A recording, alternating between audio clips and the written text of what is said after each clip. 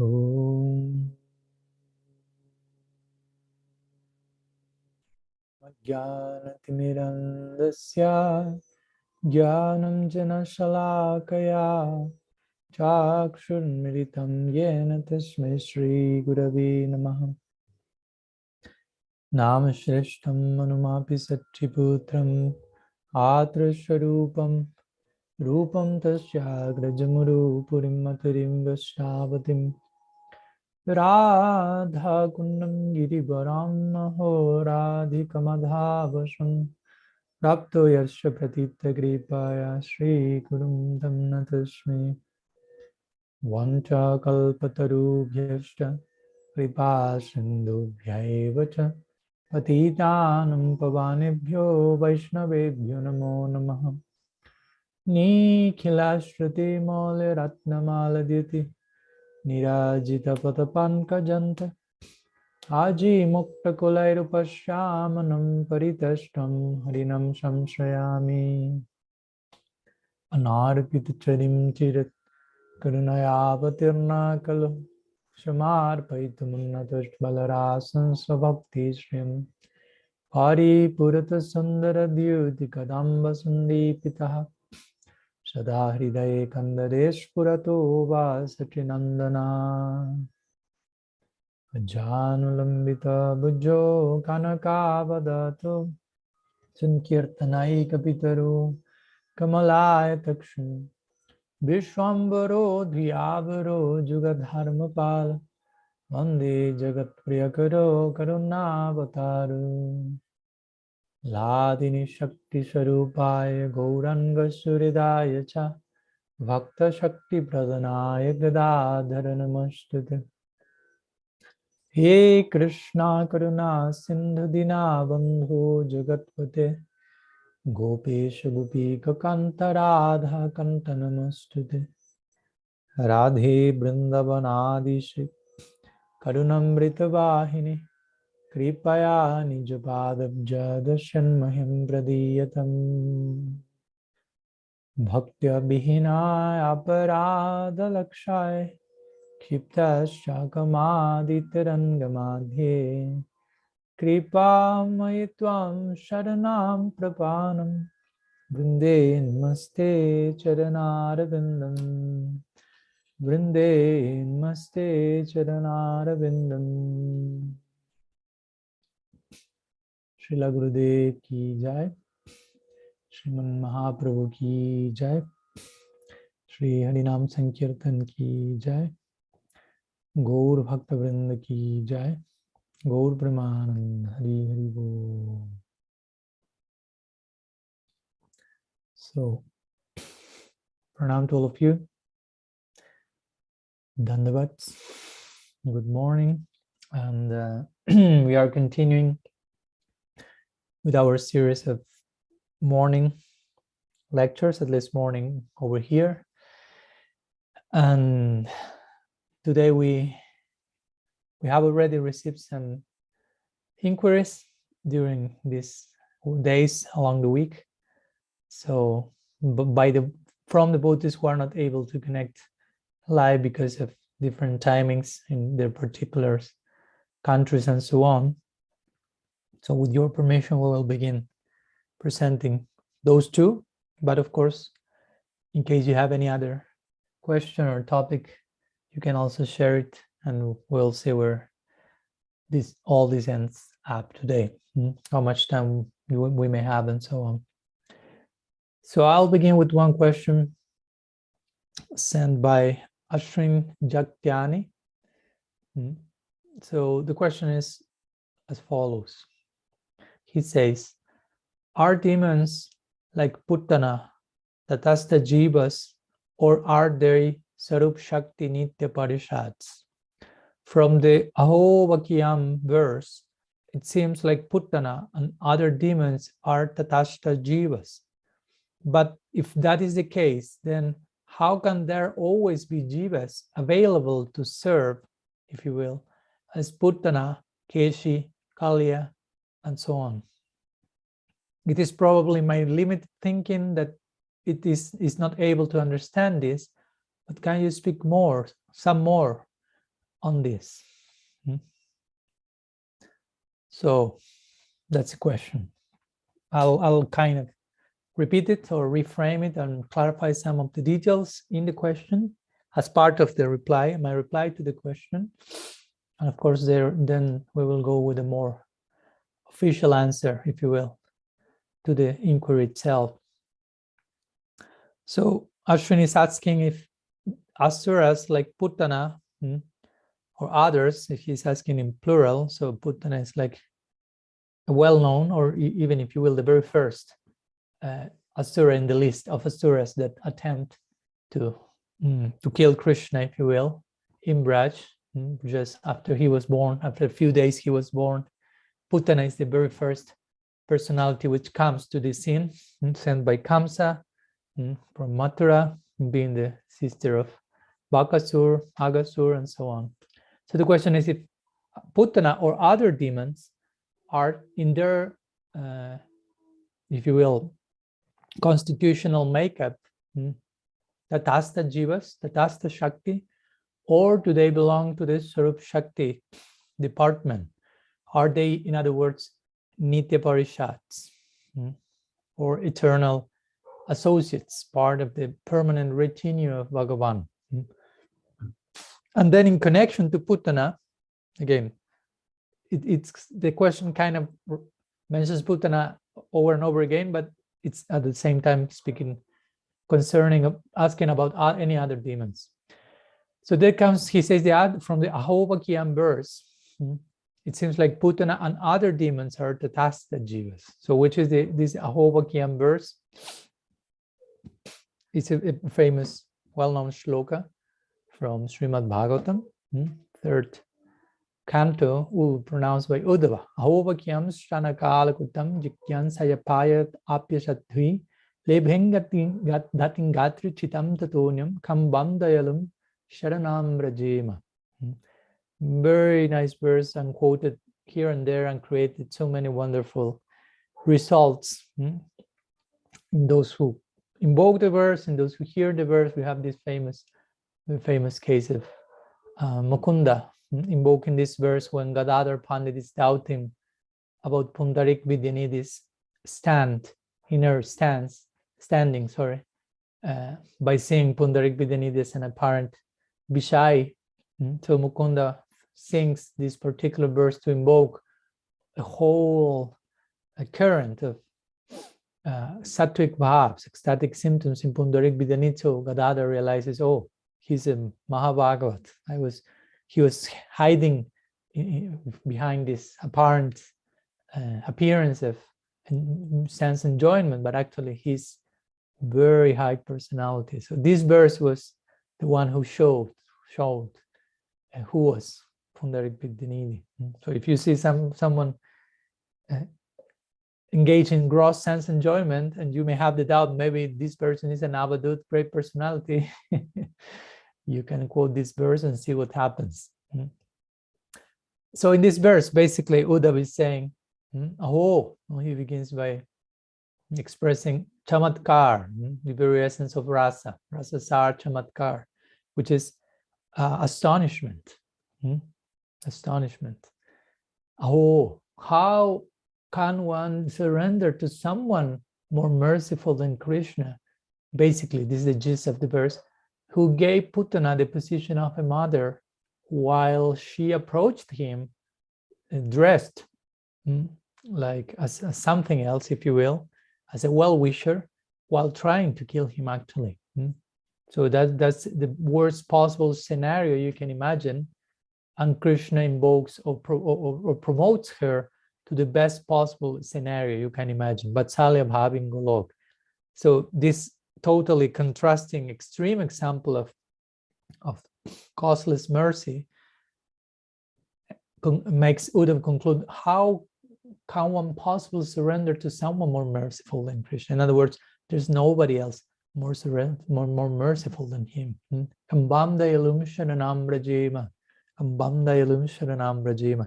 So the point is, from that verse, it seems, Ashwin says here, like Put and other demons are Tatastha-jivas, by showing their basically not so favorable position on one side and one point, and they're being promoted to a particular great position on another point. So it seems, okay, they were Tatastha-jivas who were promoted to that situation, not always in that favorable situation.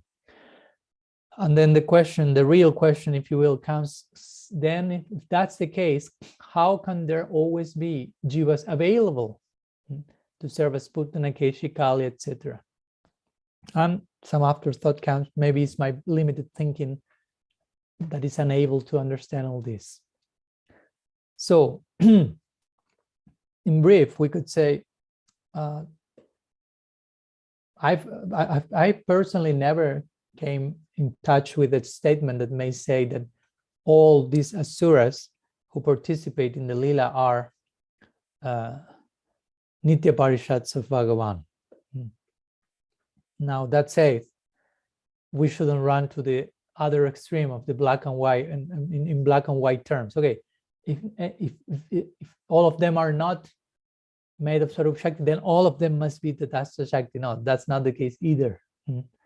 To begin with, some technical clarification. In the question, Ashwin is asking if the Asuras are Tatastha Shakti or Tatastha-jivas or Swarup Shakti Nitya-parisadas.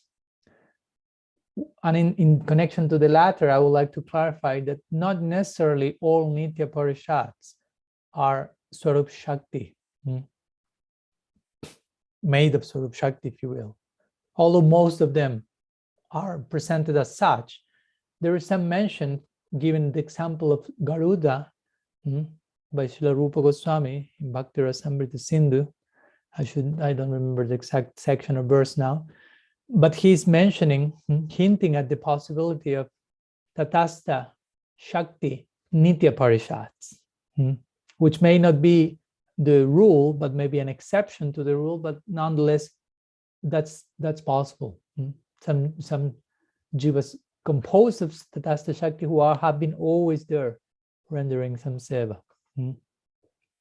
Again, some brief clarification, that's not the main point of the question.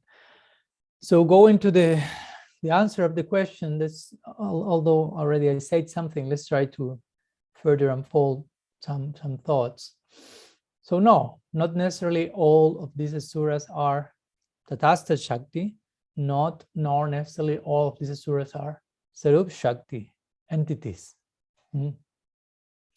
So yes, in some examples we can see that some people have a background that is not that favorable, and we never hear that they were in Vaikuntha or they were in Golok and they came to earth as part of the retinue of the Lila and so on, and they play the part of an Asura for some particular purpose. We do not hear about that for every single Asura. Actually, we do not hear that about that with almost any Asura, but there are some exceptions to the rule. So let me continue by describing some of the exceptions to the rule, which actually speak of Asuras who are coming from above, or we may say who are constituted of Swarup Shakti. So one famous example that immediately maybe comes to mind of most of you is Jai and Vijay. So Jai and Vijay are the gatekeepers of Vaikuntha. They are depicted as such in the Bhagavatam and other Puranas. So to be a gatekeeper in Vaikuntha, you have to be part of Vaikuntha. It's not they're gatekeepers because they are outside the gate. So they are actually not in Vaikuntha, but in the gate. And again, all this doesn't have to do with geographical location. I know it's maybe not so easy to conceive, but please do not think in terms of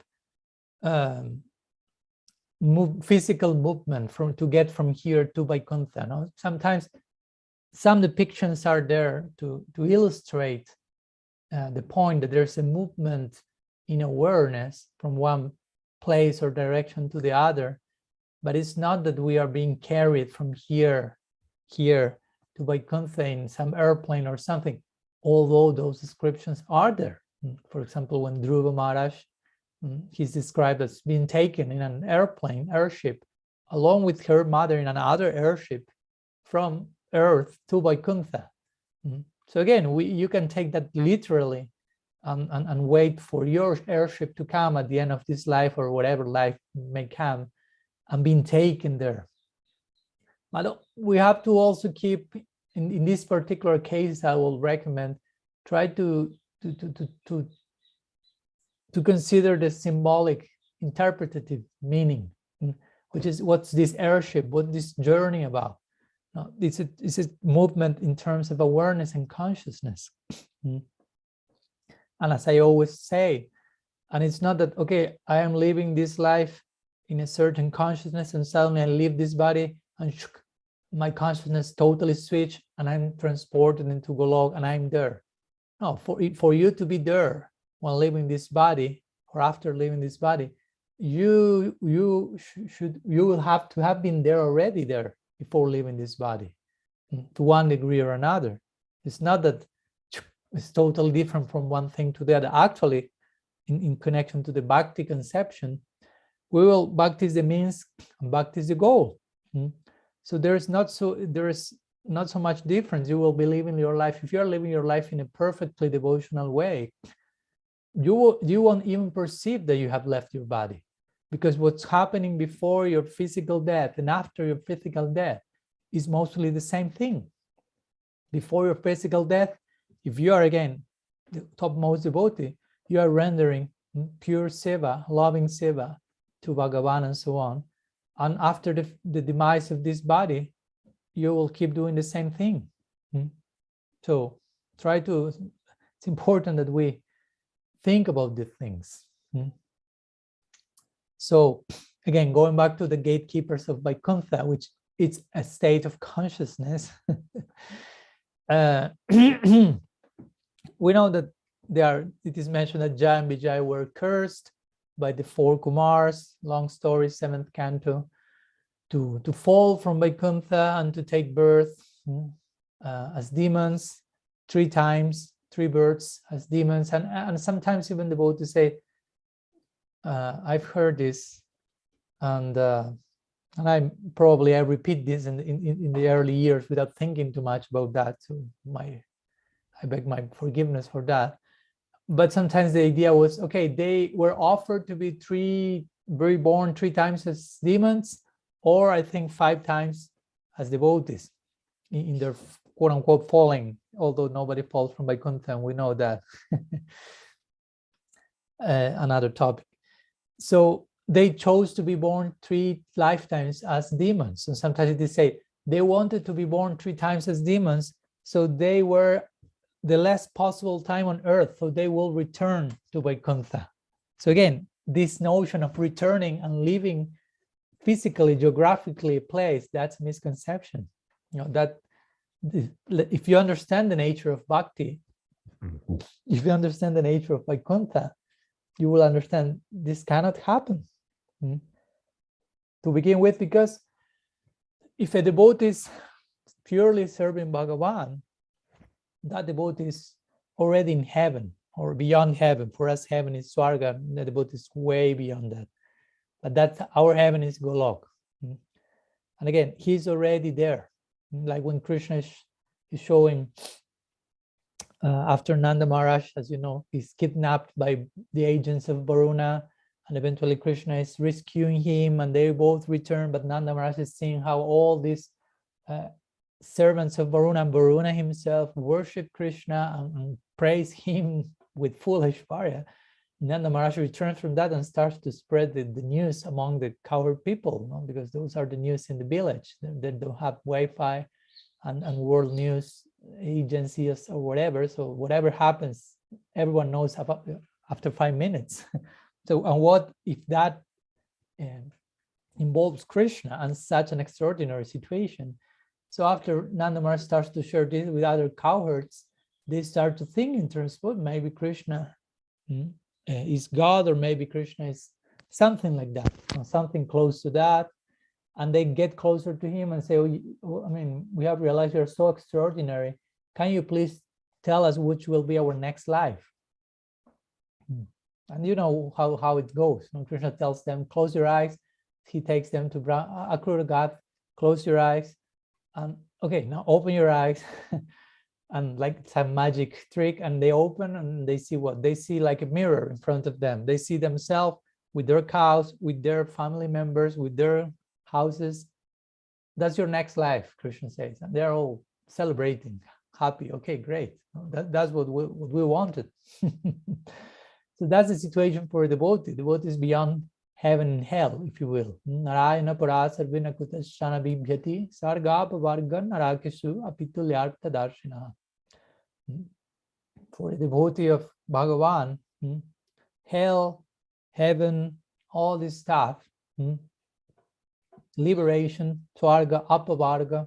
Apavarga means mukti, narakeshu, hell, apitulyartha darshina. He or she sees all this with equal eyes, in the sense he's not attracted to any of those things.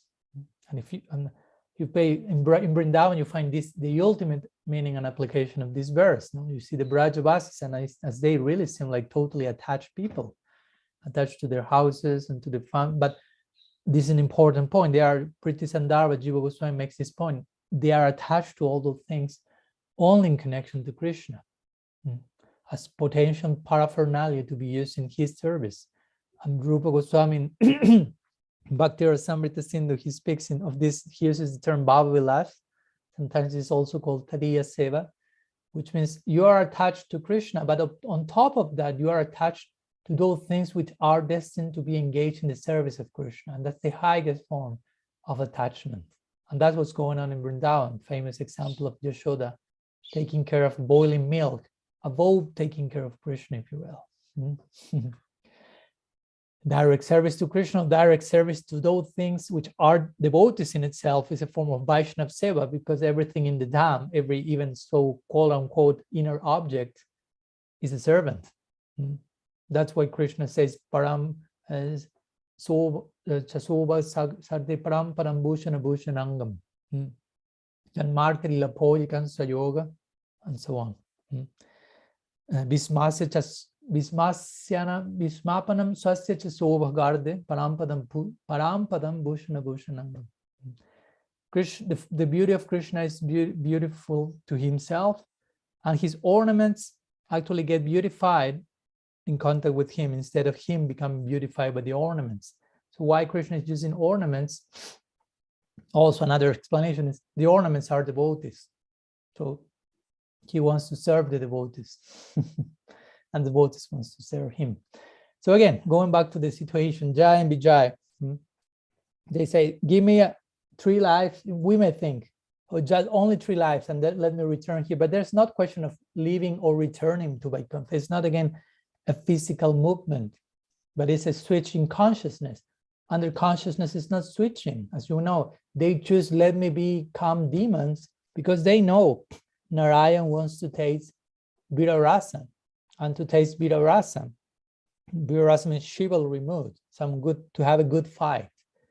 And to taste a good fight, Narayan needs to do that with someone who is opposing him, but nobody in Vaikuntha will dare to offer Narayan a good fight.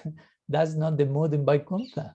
Everyone is worshipping him in Dasya Bhav mostly, or Santa Prem, Santa Rasa, and so on. So they have to exhibit some opposing mood. But at the same time, there should be devotees doing that. So Narayan can really taste rasa, Vira rasa. So they ask, let us born as Asuras. They didn't ask, let's born as Asuras, so we return here as soon as possible. And again, they didn't fall. Jai and Vijay, just to clarify, they didn't fall because of the Kumara's curse. Because the curse of sages like the Kumaras do not have any effect whatsoever in Vaikuntha, in its residence. They quote-unquote fell, again, quote-unquote, because of Lila Shakti, the influence of Lila Shakti. A curse cannot have any influence in Vaikuntha. It's like similarly when Narad Muni goes to Dwarka to visit Krishna. You know, in Dwarka, Krishna is married with 16,108 queens, and he has 16,108 not only palaces, but cities in which each palace is there. So you can imagine, if you want to visit all those places, That will take quite a long time. And Narad Muni went there to Dwarka, but we have heard that Narad Muni was cursed by Daksha to not being able to remain in one single place for too much time.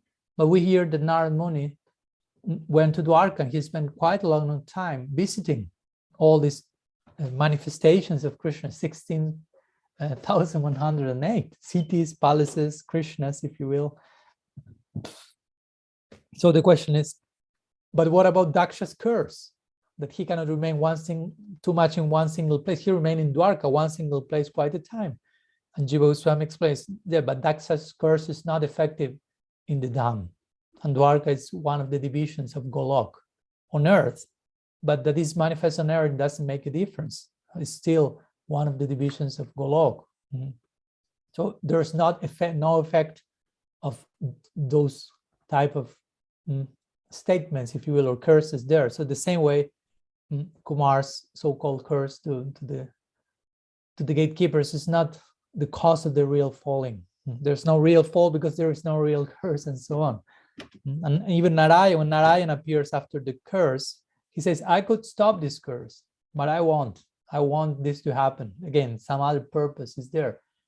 Jaya and Vijay themselves are powerful enough to stop that curse, but everything went on according to Lila Shakti's will. So Jaya and Vijay fall, and they become covered by Lila Shakti, Jogamaya, who created this quote-unquote fall and covered them so they behave as demons. And they can offer a good fight to Krishna in 3 different births, as we know. Hiranyaksha, Hiranyakashipu, Ravana, Kumbhakarna, Dantavakra, Chisupa, and some bonus track added feature on Gaur Lila, Jagai Madai. So interestingly, of course, there are different degrees of this covering of Lila Shakti Jogamaya. For example, in Brahma Vimohan Lila, we know that at one point, when after almost a year has passed, and Krishna had expanded in the form of every calf and every cowherd boy, when Brahma, quote unquote, kidnapped them. Actually didn't happen, but he thought that. And Baladev was saying the cows are too much affectionate for the calves, like never before. And the same with the parents, with the kids. What's going on here? So it is said that Balaram himself acknowledged, I have been covered by the Maya of my Prabhu, of my master. On some degree, Jiva Goswami says in Priti Sandarbha, not on the full degree. On some degree, in the sense, Baladev's loving feelings for Krishna remained, although he was covered for a moment. But in the case of Jaya and Vijay, they were much more fully covered because their loving feelings toward Bhagavan did not remain. Of course, they are there, but in the outward expression of how the Leela plays out, they want to kill him. Again, they want to give him a good fight in Viraras. So similar things, for example, with Putana is something similar. When Putana enters Vrindavan, she appears as if Lakshmi Devi, not like Lakshmi. No, it's not that it is Lakshmi herself, but it is as if Lakshmi Devi had appeared. That's how the Brajavasi thought. And it is said, okay, but and Putana is a demon, it's an Asura. It's not, again, it's not as Nitya-parisadas. We don't hear that. So the point is how to conceive that the Brajavasis felt attracted towards her beauty, because that's mentioned in the Bhagavatam. They felt attracted towards her beauty, but how someone like a Brajavasi who only feels attracted towards the real beauty, if you will, towards Krishna, the all attractive and all that is related to him, they felt attracted towards a cheating lady dressed up as something that she was not. So again, the Acharyas mentioned that was the arrangement of Lila Shakti, covering the vision of the Brajavas and making them feel, one of the different explanations in that connection. So this Jai Vijay, again, and there are so many things that it's interesting when you unpack the implications of this that are important to consider from a proper angle. For example, maybe not related exclusively to the question, but it's like an afterthought of the question. For example, Jaya and Vijay.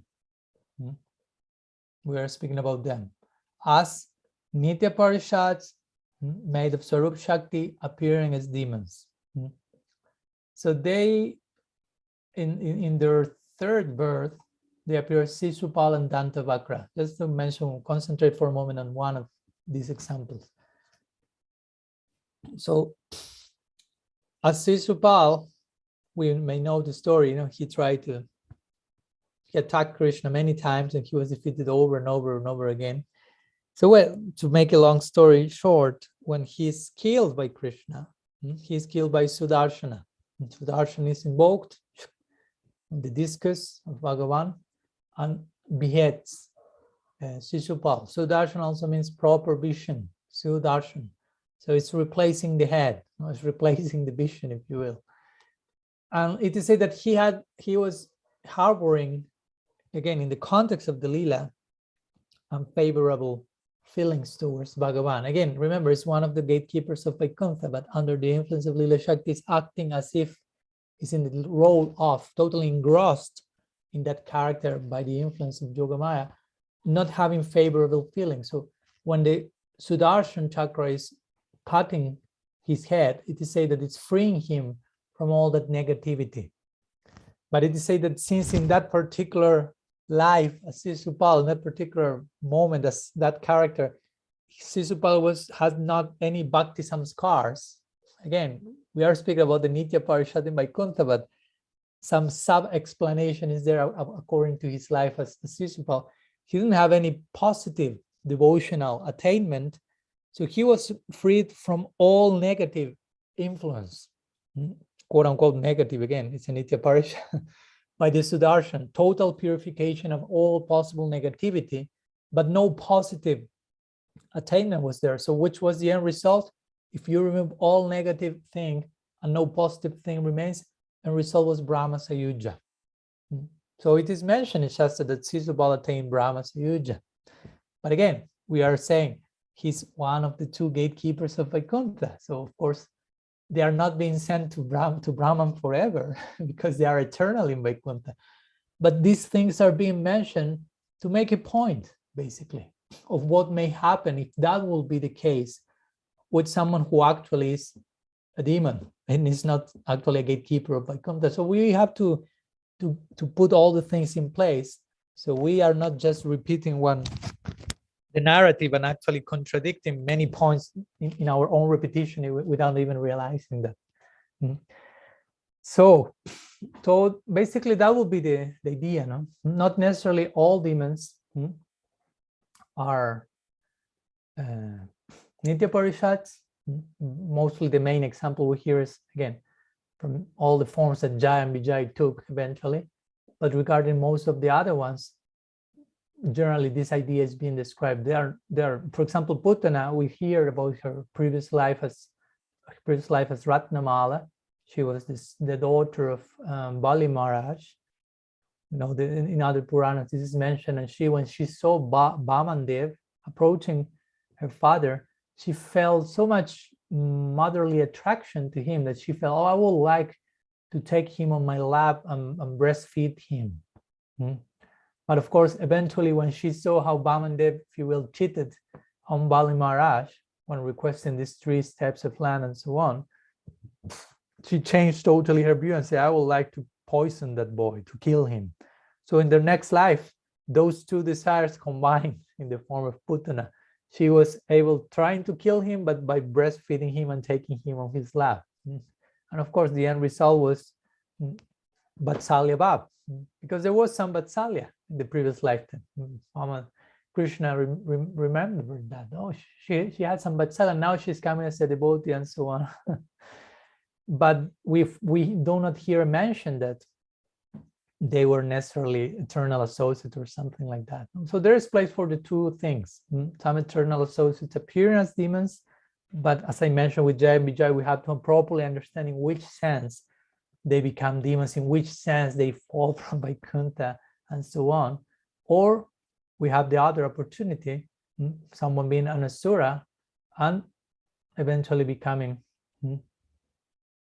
And that happens. For example, Vishwanath Chakravarti Thakur in his Raghavarma Chandrika, and I know you are studying that. I don't know if you have finished everything, because at the very end, he starts to speak about the need for being born in the Prakat Lila in order to attain the Aprakat Lila, to be born on the earthly Vrindavan whenever the Lila is taking place on one particular planet Earth.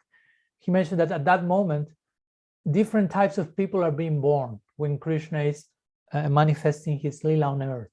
Some people will be his eternal retinue. Some other people will be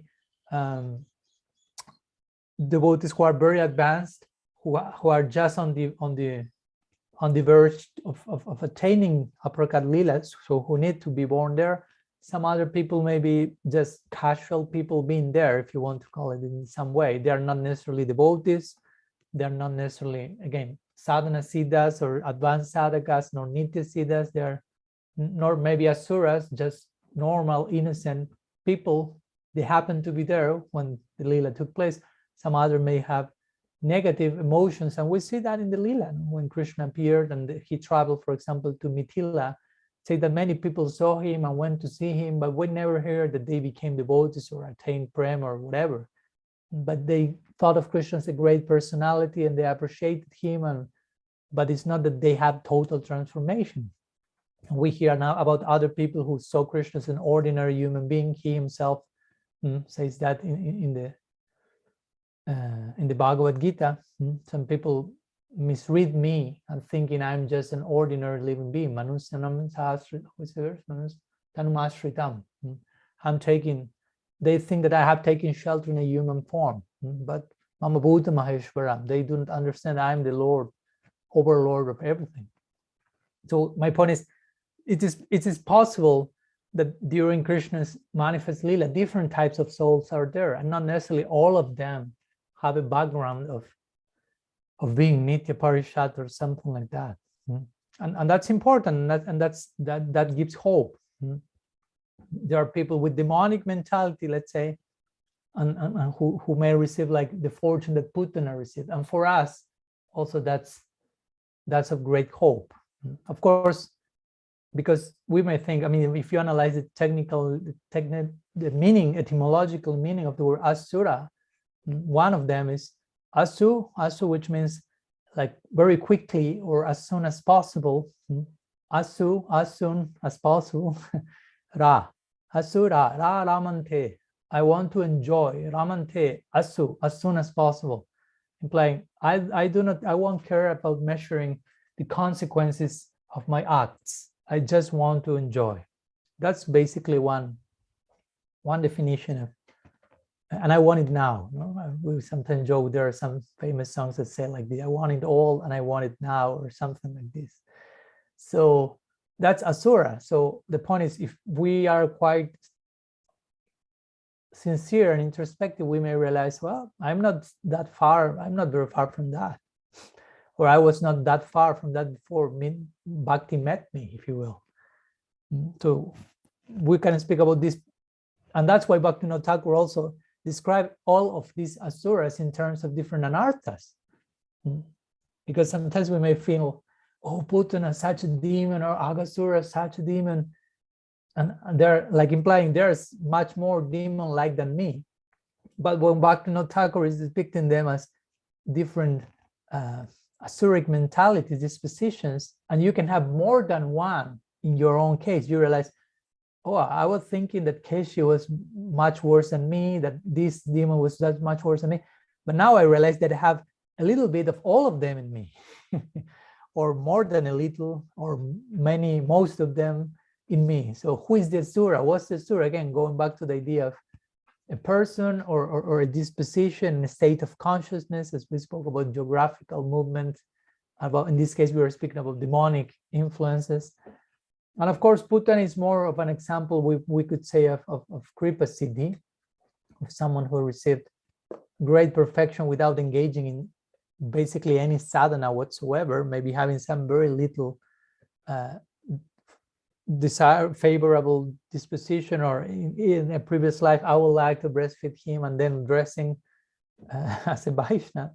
But technically speaking, that belongs more to the category of Kripa Siddhi. She attained perfection, but by undiscriminate mercy, without herself engaging consciously, voluntarily in sadhana for attaining that. So in one sense, of course, Putana's example gives us hope but at the same time, we should not identify with the type of attainment that Putana attained, in the sense that I also want to receive Kripa Siddhi, because that's not something we can do anything about.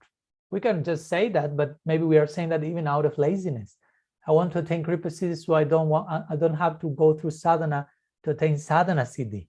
But actually, we should identify with the group of sadhana aspirants to sadhana siddhi, to the perfection that comes out of practice. And of course, there's lots of mercy there as well, but there should be lots of practice as well. Kripa Siddhi means there was no practice. Krishna just, if you will, whimsically gave Siddhi to someone, but that's like winning the lottery. So I wouldn't recommend to you that, okay, I may win the lottery someday, so better I don't make any arrangement to study, to work, or anything, because I may win the lottery and do not need to do anything else. Most probably you will never win the lottery. And ideally, you should not be playing lottery as a Vaishnava. So as a Vaishnava, you should not be playing Kripa Siddhi lottery game. We should strive for sadhana siddhi. But nonetheless, again, the example of Putana gives us hope, because it's shedding light on Krishna's merciful disposition and how much he becomes Bhaktira Prema Chista Krishna Deki Krishnera Chamatkar, say Chaitanya Charitamrita. Bhaktira Prema Chista Deki Krishnera Chamatkar. When Krishna is seeing the loving efforts of his devotees, he enters into Chamatkar. He becomes astonished by witnessing. His heart is so moved by witnessing the sincere efforts and striving of his bhaktas. And of course, that means he reciprocates accordingly.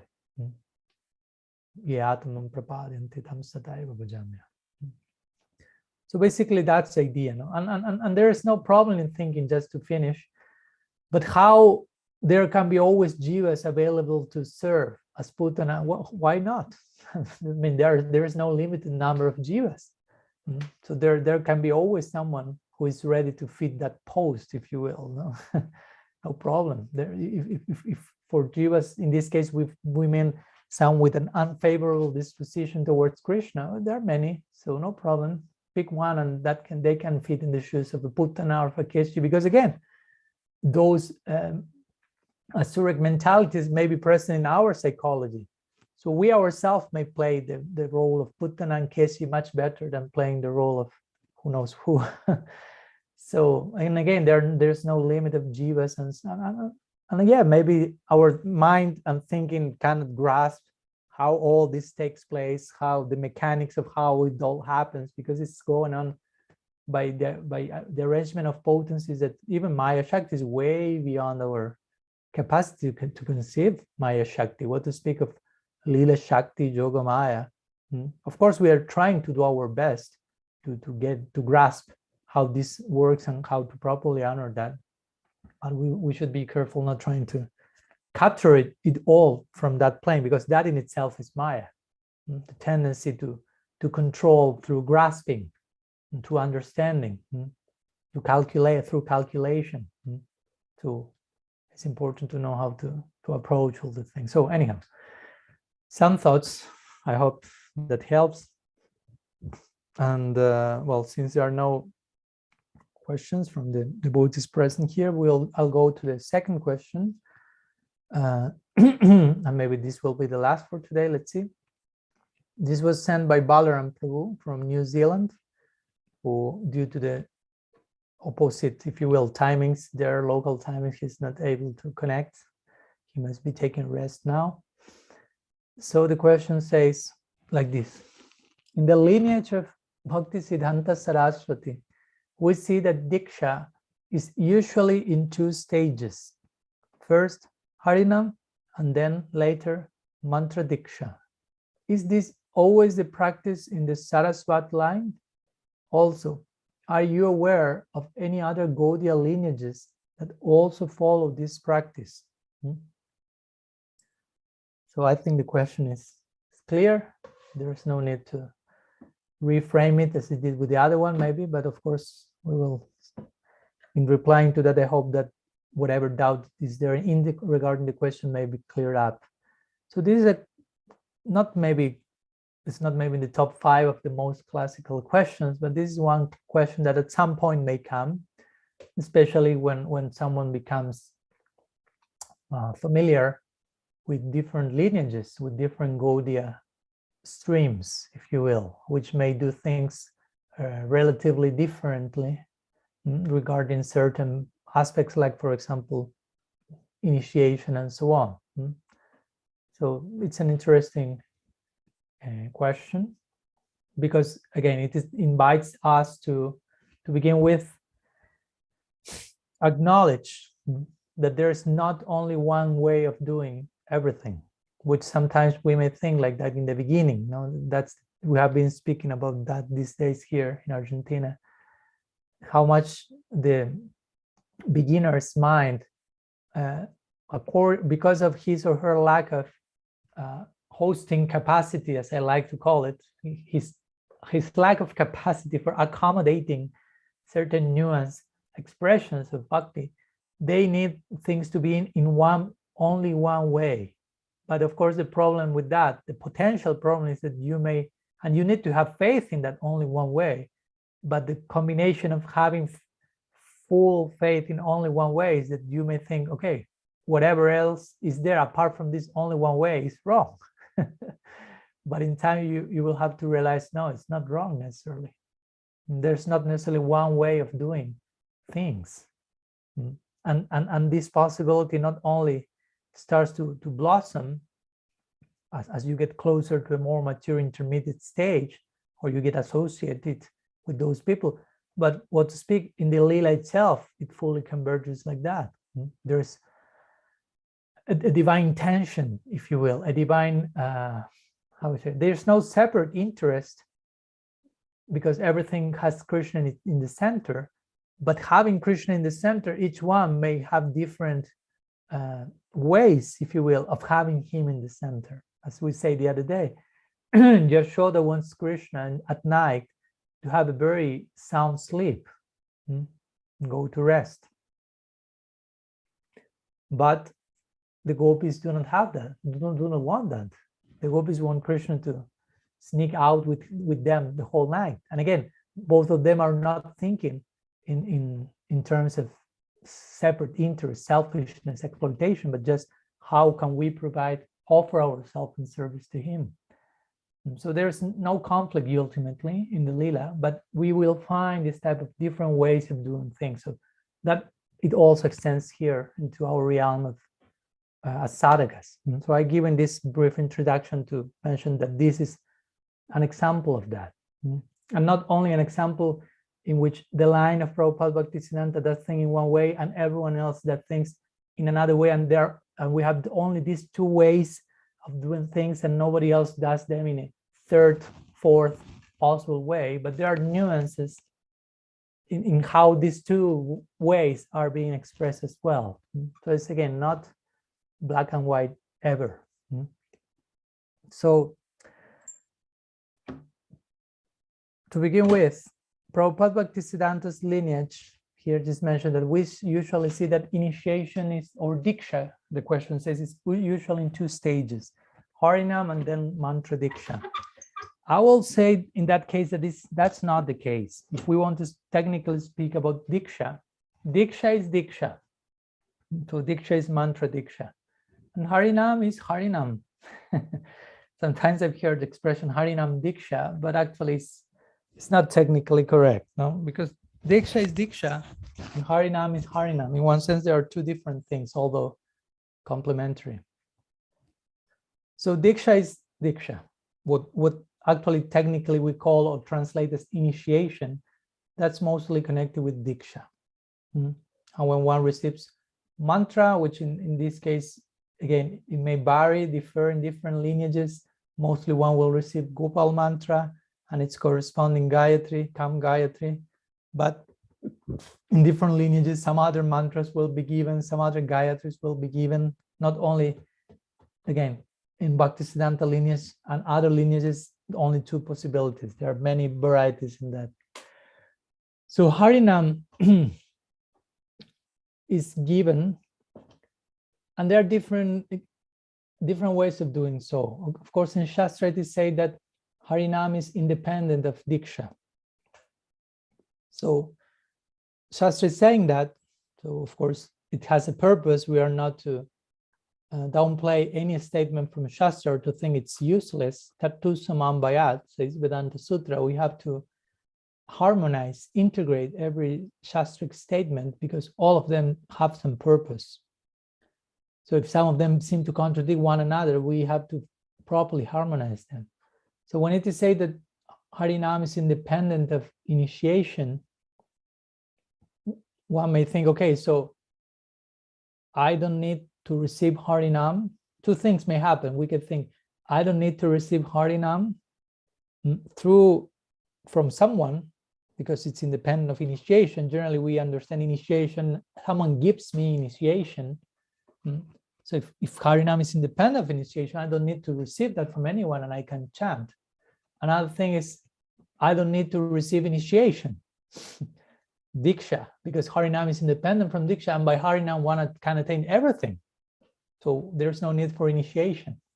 So these two ideas may come by hearing this statement. Harinam is independent from Diksha. You follow? You can think again. If Harinam is independent of Diksha, then I don't need to have Diksha in order to chant Harinam. I don't need to receive Harinam from anyone. Or another nuance possibility, I don't need to receive Diksha at all because Harinam is all powerful, all complete. Nam Chinta Manish Krishna Chaitanya Rasa Vigraha Purnasudha Nitya Mukta Vinadvam Namanamino, and so on. So many things there. But these two readings of the verse are not complete, if you will, because one is excluding the other thing, because also Shastra is speaking about the necessity for Diksha, for mantra Diksha. So again, what to do? So the way that, and again, there are different ways of harmonizing these statements. There is not, again, one single way. In the Sarasvata line, if you want to call it like that, sometimes that's a name given for those who come in the disciplic succession of Prabhupada Bhaktisiddhanta, which generally also is known as Bhaktivinoda Parivar. The idea is, okay, yes, Harinam is independent of initiation because Harinam is Hari himself, and he is Swarat, he's independent. He can give himself whenever, however he likes, if one approaches him. But also Harinam is different from Hari. And Hari is a person, and as a person, he has his own personality and his own way of doing things. He likes things to be done in a certain way. And he likes, as we know, to give himself through the agency of his devotees. He has that particular preference. So if Hari likes to give himself through the agency of his devotees, and Harinam is not different from Hari, then Hari, likes to give himself, come to our life through the medium of the devotees. And that's why we receive Harinam from Sri Guru in our particular line. Again, in some other lines, maybe that may not be the case. The question has to do here with the line that comes from Prabhupada Bhaktisiddhanta. So that's a point. And also if you study, because okay, you have Harinam, and of course you can chant Harinam even before meeting Sri Guru, even before receiving that from someone officially.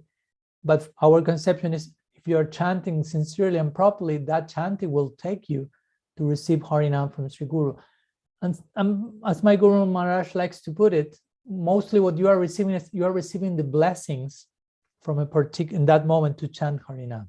You already were chanting, but now you are being especially blessed by some specific sadhu to chant Harinam under his or her shelter, and thus chant in the context of his or her guidance, be schooled, be instructed about how to further embrace your chanting in a more comprehensive way, and you will be receiving a particular connection from that sadhu, particular bhakti samskars, which will bear fruit in the form of Harinam, Hari showing himself eventually in his Nam, Rupa, Guna, and Lila from a particular perspective, according to the samskars you have received from that sadhu, which will eventually flourish into a particular full-blown relationship you will have with Krishna in a particular rasa.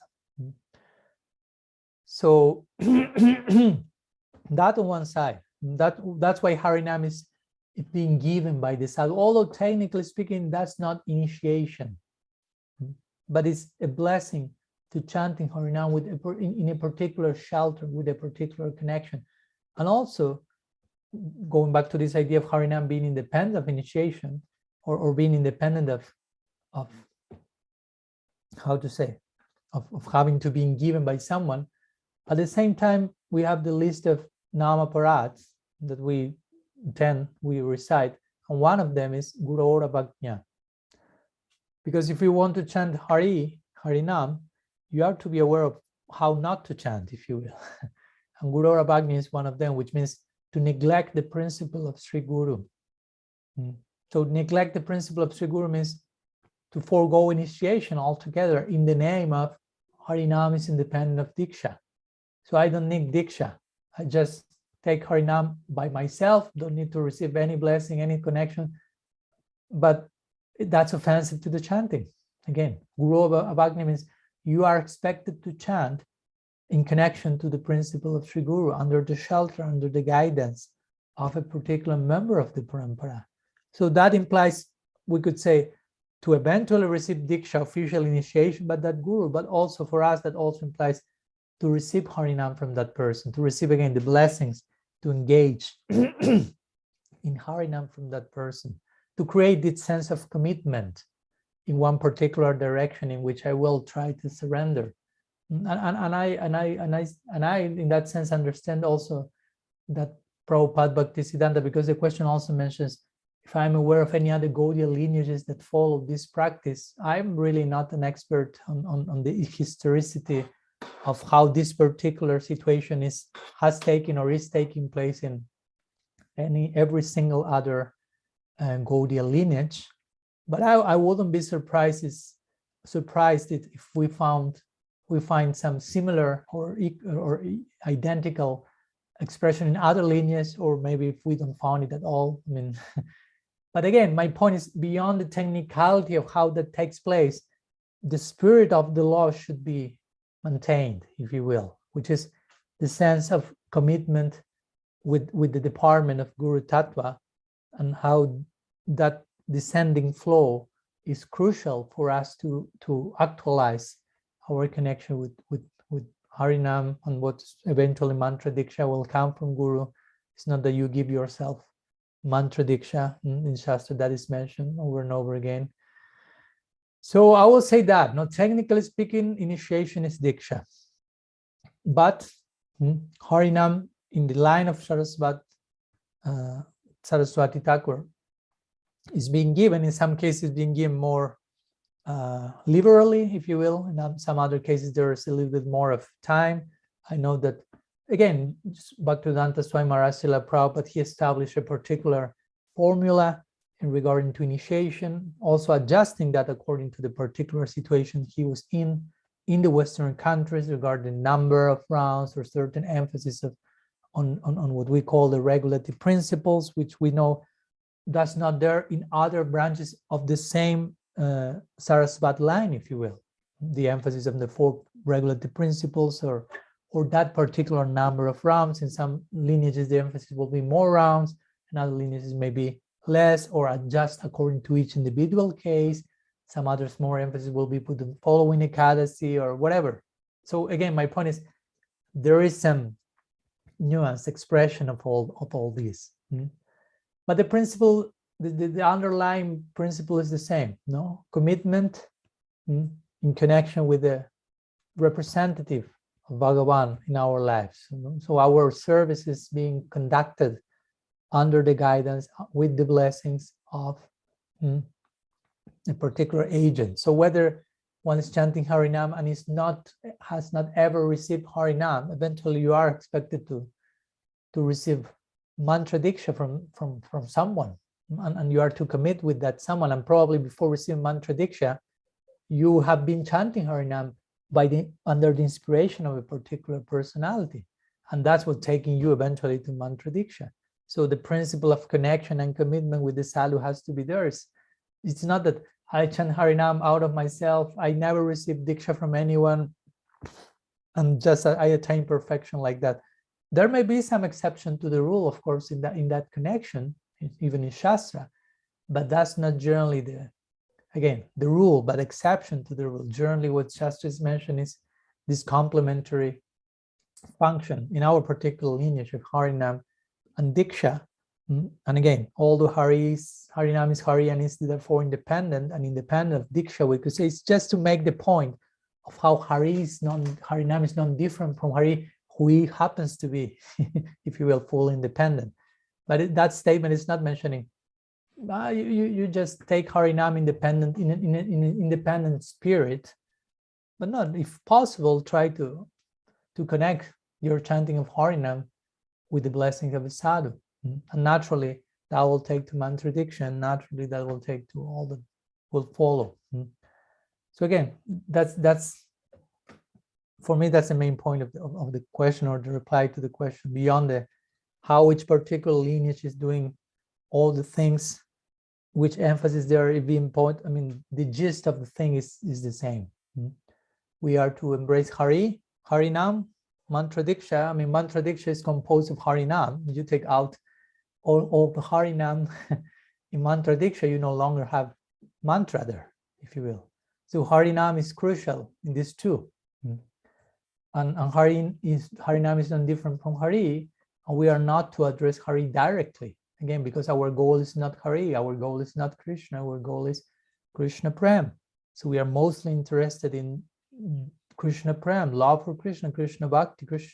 So the personifications of that feeling, of that emotion, which constitutes the goal, that's where we are most interested in. Going back to my previous question, that's why this Bhava-vilas or Tadiya Seva is considered of topmost importance, like Mahadev told to Parvati. When Parvati asked Mahadev Shiva, which is the highest form of worship, and he said, Aradhananam Sarvisham Vishnu Aradhanam Param Tasmat Parataram Devi Tadiyanam Samarchanam. So he said, Aradhananam Sarvisham, of all types of worship, Vishnu Aradhanam Param. The supreme word of worship is Vishnu, Narayan, Bhagavan, Krishna. And of course, at this point, Parvati is a little bit discouraged because she's worshipping Mahadev as her main deity. And now she realizes, oh, I'm not engaged in the highest worship. So she becomes a little bit discouraged. But then Mahadev says, Tasmat Parataram Devi, but, oh Devi, above even the worship of Bhagavan, Tadiyanam Samarchana. The highest form of worship is the worship of those things which are dear to Bhagavan. Those things or those personalities. Because again, in the Lila, there's nothing which is a thing, even if it takes the form of an earring or grass, or everything is totally with individuality and personality. So everything is a person. As my Guru Maharaj likes to say, reality is a person. We are not expected to describe reality in abstract terms, in personal terms.